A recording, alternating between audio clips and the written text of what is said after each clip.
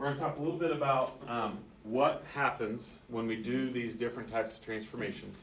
What kind of figure should we end up with, and what's it going to look like, right? So to start off with, when we do a dilation is a non-rigid motion.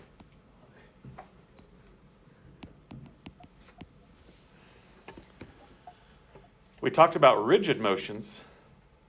Rigid motion was where everything stayed the same, right? The size stayed the same, the length stayed the same, the angle stayed the same, everything about the figure stayed the same. So if it's not a rigid motion, that means size does not remain the same. The shape is preserved, but not necessarily the size. Okay, those are the two things we got to pay attention to. And so what we call that is we call that a similarity transformation.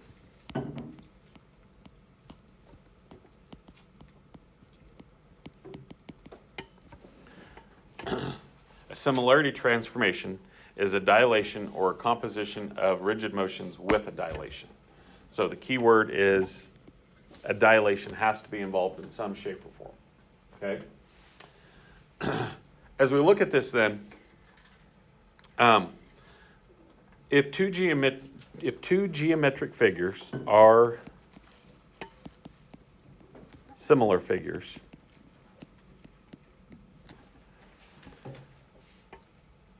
if and only if there is a similarity transformation that maps one onto the other.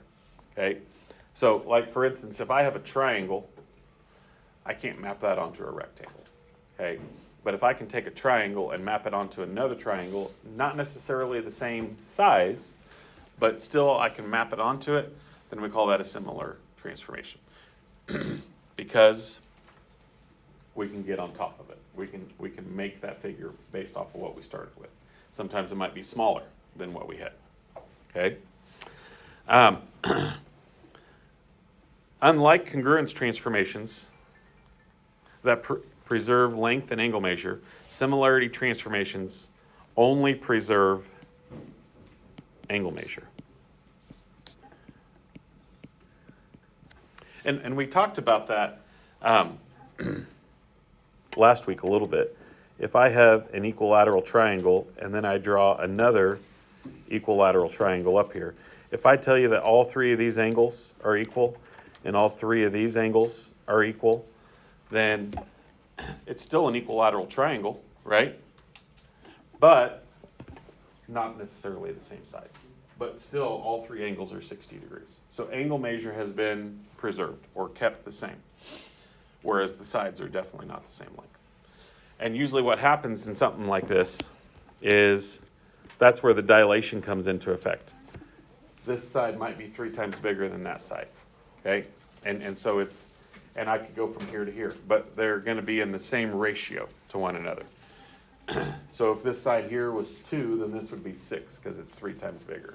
If this was 4 over here, then this would be 12. All the sides on the bigger triangle would be 4 times bigger or 3 times bigger or whatever the change is. Similar figures have the same shape, not the same size. And that's what we see right there. Those two figures are still triangles. They're still equilateral triangles. Everything about them is the same except their size has changed. So when we talk about two figures being similar, that's what we're looking at.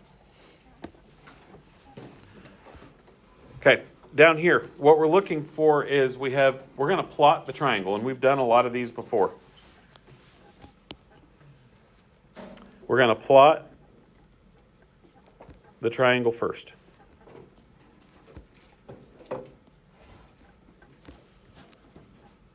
Oops, let's see.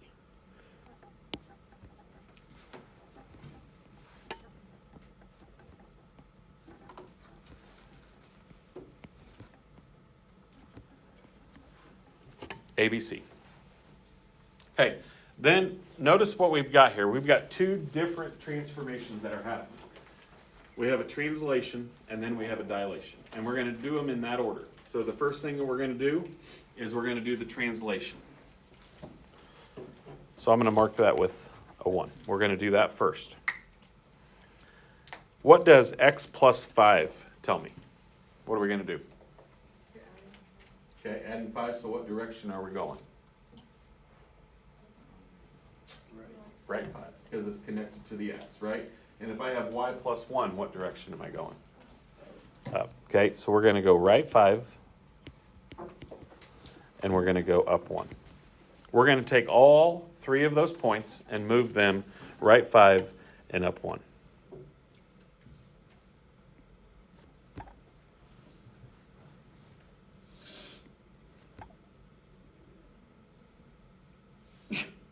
Bless you.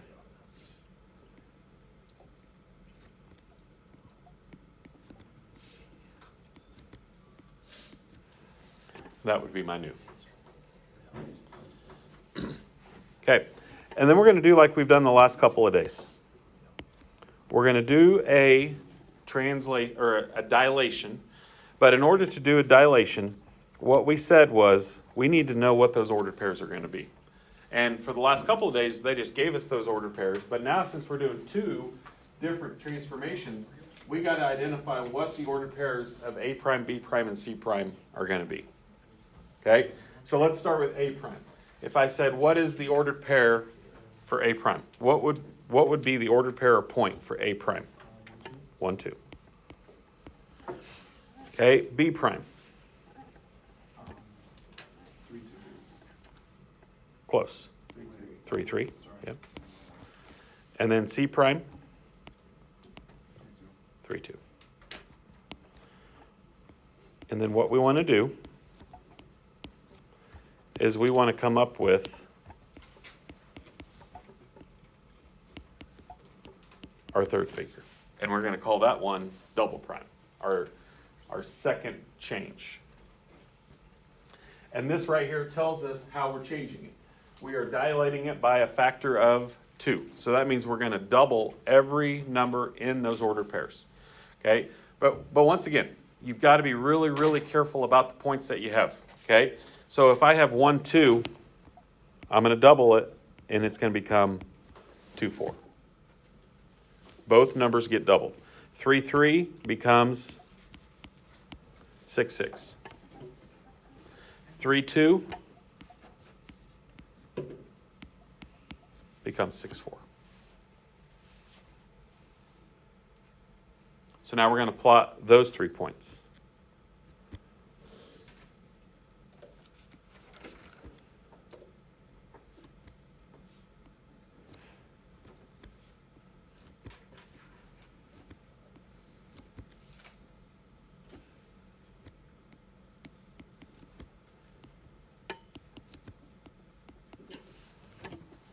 And then we're going to label them with double prime, bless you. A double prime, B double prime, and C double prime. And those would be our 3 points. Now, if I wanted to verify or check that this is the right length, okay, let's look at this one here. What's the length of B double prime, C double prime? 2, right? This one here has a length of 1. It is 2 times bigger. If I did this one down here, this one has a length of 2. This one here has 1, 2, 3, 4. Has a length of 4. My side lengths are 2 times longer than what we started with. Okay? And so that's how I can determine if it does look right and everything fits. I don't really want to do AB because it's slanted. And that's kind of a way that you can check it. Are the sides 2 times longer? That means everything looks good. Okay. Down here on the bottom, this is just on the test on Friday. You're going to have some problems that talk about the difference between similar and congruent. Okay. Congruent means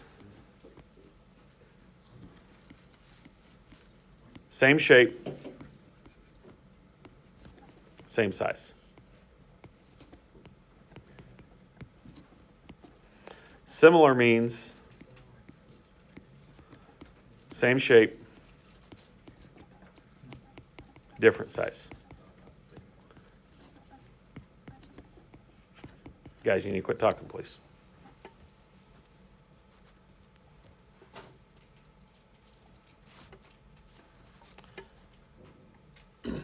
A congruent transformation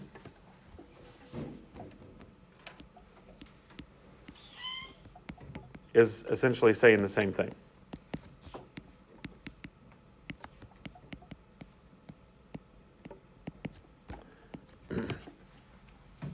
Everything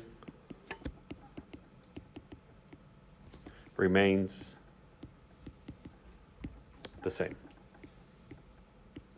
I'm taking a figure, and that's what we started the chapter off with. I took a figure, I moved it to a different location on the coordinate plane, but it was still the same figure. Everything about it stayed the same. Nothing changed. Maybe it was sitting in a little different direction, but it was still the same figure, and that's all we're worried about. If we have a similarity transformation, the shape is maintained,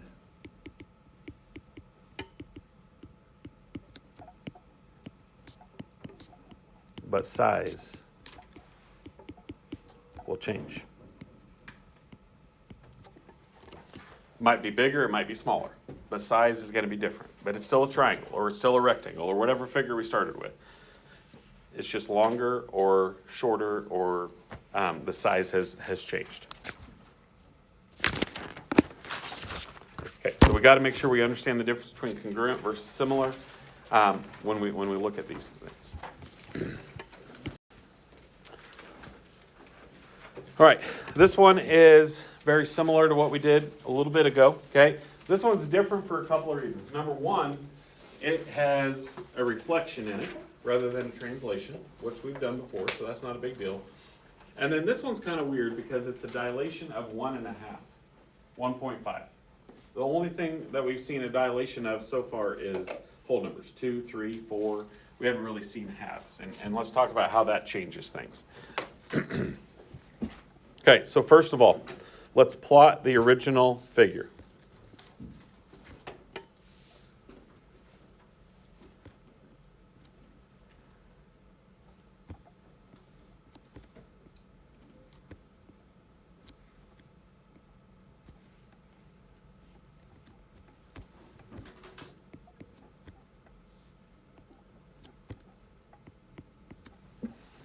So there's FGH. Okay, this is the x-axis. That's what it wants us to reflect it over. Okay, so what's going to happen with H? Stays where it's at, right? H is going to stay right here. So I can still call it H prime, but it stays where it's at. The order pair is the same. F is 2 above, so we're going to go 2 below. G is 4 above, we're going to go 4 below.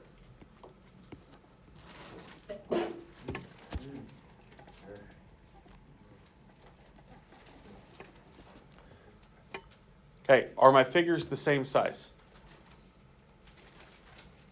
Yeah. All it's done is just rotate it or flipped it over, right? Exact same figure, just in a little bit different location. It's been flipped over the x-axis. Okay, when I do the last figure here,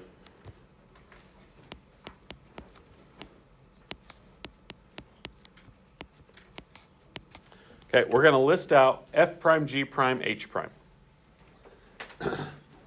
F prime is going to go over 1 and down 2, so it's going to be at 1, negative 2.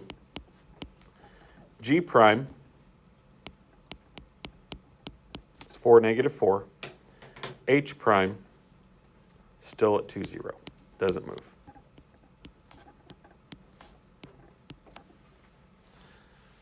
Okay, we're wanting to go to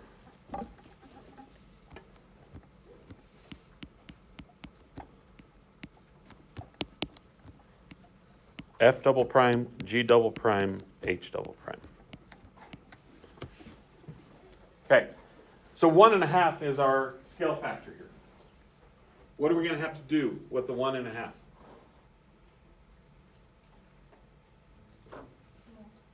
Multiply. Okay, can I use my calculator to multiply? Yeah. Am I making you do it in your head? No. Okay, you have a decimal. Okay, don't get freaked out by decimals. This one should be easy. 1.5 times 1 is 1.5, right? That doesn't change anything. Negative 2 times 1.5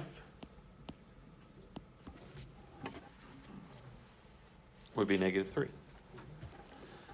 Okay, what happens when I take 4 times 1.5?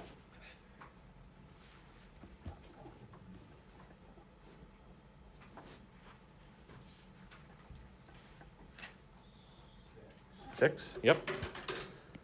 And so negative 4 would become negative 6. 2 times 1.5? 3. And then 0 times anything is still going to stay 0. Okay, so the hardest one out of that is 1.5 negative 3. But you got to graph it now. So I'm going to go over 1.5, which is between 1 and 2, and we're going to go down 3.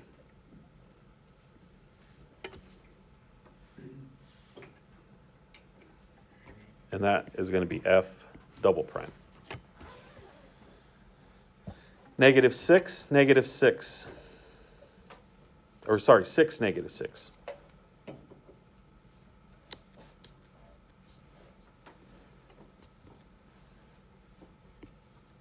That would be G double prime, and then 3, 0.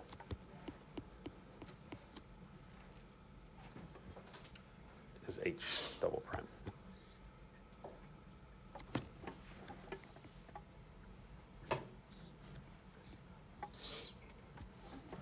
And there's our new figure. Okay, none of those sides we're going to be able to count, and so we really can't check it here, but the biggest thing to look at is this new figure bigger than both the black or in the blue figure? It's larger, right? And if I'm multiplying by 1.5, 1.5 is bigger than 1, so that means my new figure should be bigger, okay? Not much bigger. 1.5 times bigger isn't much bigger, but it is bigger than the original.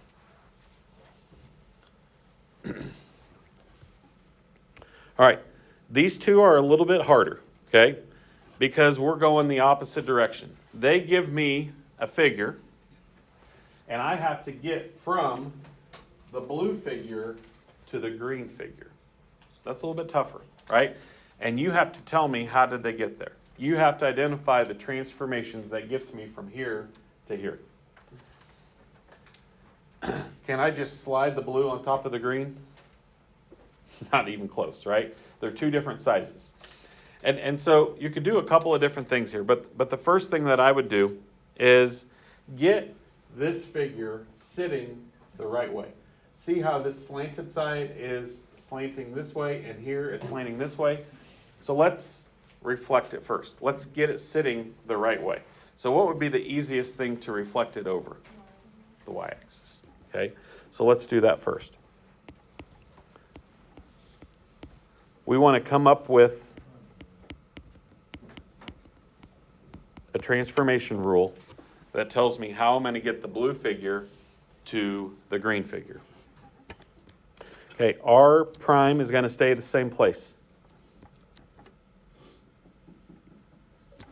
S prime is going to be all the way over here. Q prime, and then P prime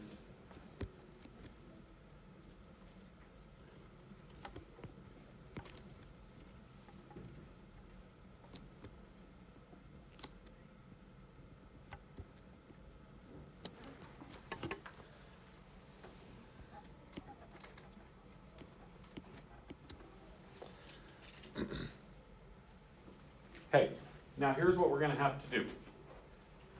I want to go from here to here, okay? So how long is Q prime, P prime? How many? 3, right? How long is XW? 1. So what would I do to get from 3 to 1? You got to divide. This is either a multiplication or a division, okay?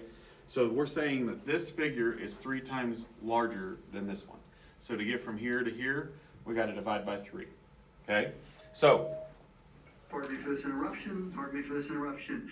The freshmen that we're testing in Jim Baker Fieldhouse are complete, and so they will be headed back to their third-hour class at this time. Those students will be headed back to their third-hour class, except those in Mrs. Zachary's class. They know that they will be staying in Jim Baker Fieldhouse with the rest of us to finish testing there. Also, all juniors will need to attend first lunch shift. All juniors go to first lunch shift, and then when the bell rings, take your charged computer and charger and go to Jim Baker Fieldhouse for work keys testing starting as soon as we can after first lunch shift. Thank you.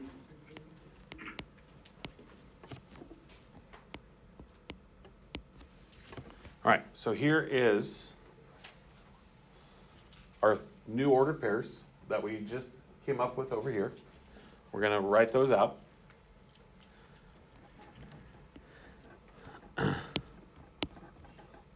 Our second rule here is we are going to say that we are dilating it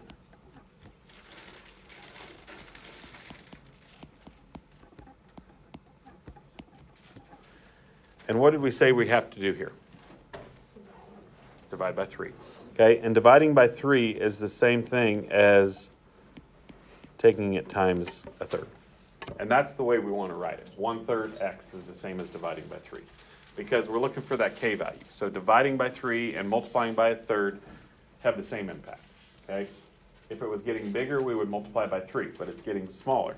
And saying dividing by 3 is okay, but the way we write it is multiply by a third. So all of these numbers here have to be multiplied by a third or divided by 3, right?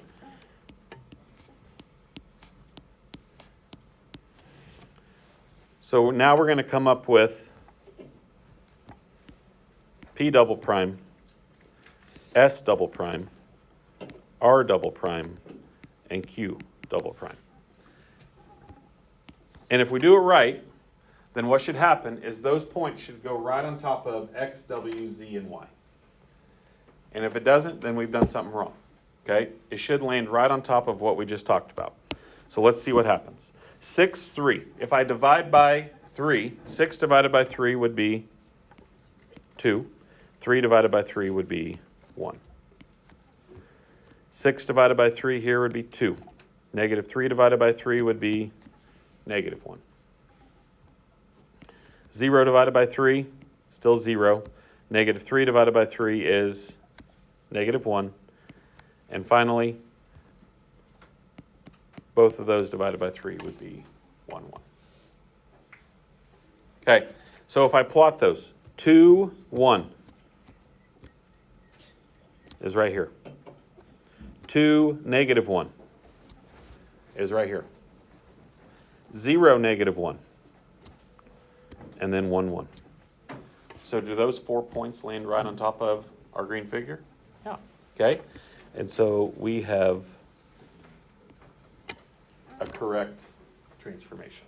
Okay, if it's not landing right on top of that figure that we're trying to land on top of, then that's our first thing telling us that something is wrong.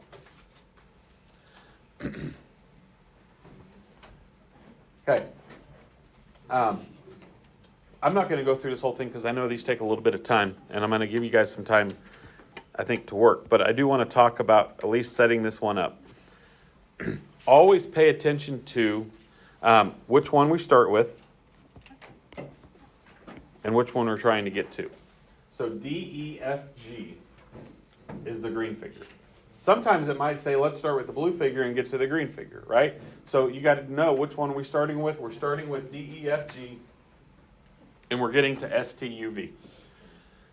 Are those two figures sitting the same direction as we speak? No, right? I can see right away. This slanted side here, okay? Or sorry, this here, it's not sitting the same way, right? This long side is, okay? But this short side here has to match up with this short side here. Okay? This longer side here has to match up with this longer side here. Okay? So how does this need flipped?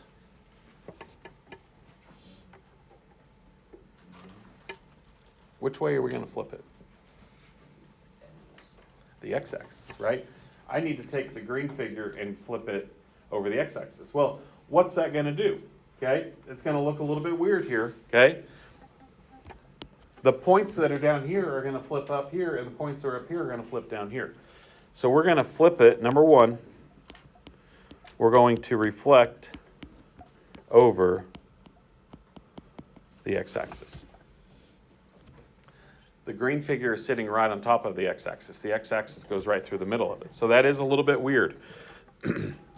So if I reflect over this axis right here, we're going to take all the points on the green figure and we're going to reflect it. Okay? So D is 1, 2, 3, so we're going to go 1, 2, 3. I'm going to call that D prime. G is 4 below, so we're going to go 4 above. E is 4 up, so we're going to go 4 down. F is sitting right there, so it's going to stay where it's at.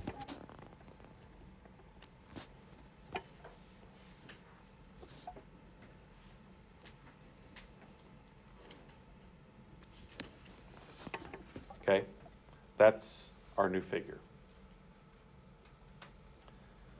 Now, if I look at the red figure to the blue figure, then what I need to be able to do is get the red figure to get to the blue figure. So, is the red figure bigger or smaller than the blue figure? Bigger, okay? So we're doing a dilation, okay? And our dilation here is going to be a fraction because it's smaller. Now, if I looked at my 4 sides here, which sides would be best to compare? GD, yep. GD to VS. I'm going to compare GD to VS. How long is GD? Or I should say G prime D prime, so we don't get confused. Okay? It is 1, 2, 3, 4, 5, 6, 7. Okay?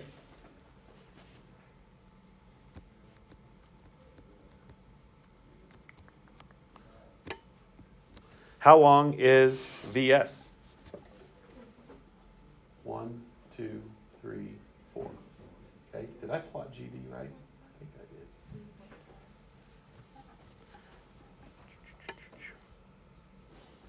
Let's see where I got here. Yeah. Yeah. 1, 2, 3, 6.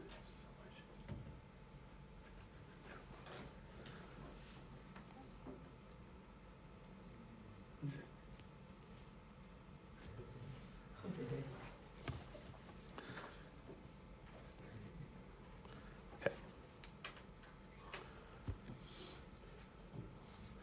Seems like it should be 8, but okay.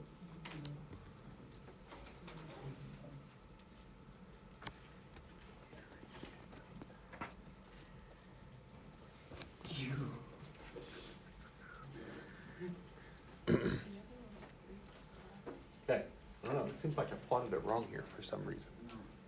Because it should be 8, I think.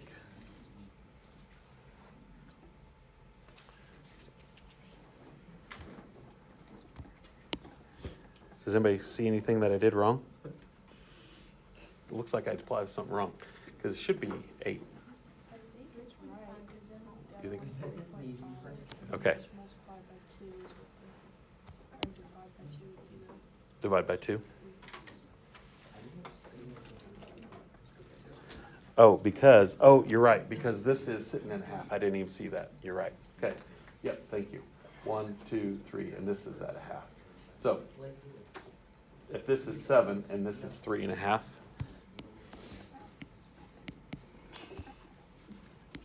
then we have to divide by 2. So my second rule here